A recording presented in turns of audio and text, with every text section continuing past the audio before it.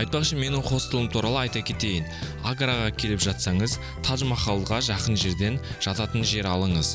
Джойс сондайлардың бірі. Тадж Махалға келіп жатсаңыздар, осы Джойс деген хостелді таңдасаңыздар болады. Бұл реклама емес. Мына бұрылыстан шықтыңыз, Тадж Махалдың дәл алдынан шықтыңыз. Жақын, осы жаңа тек шықтым. 4 минут и сіз хостелдесіз. Осы хостелдің бір жақсысы. Осындай отыратын жер бар. Күндіз ыссы екен әрине. Бірақ Тадж Махал көрініп тұр. Және шай тегін. Кеше мына жерде печенье сияқты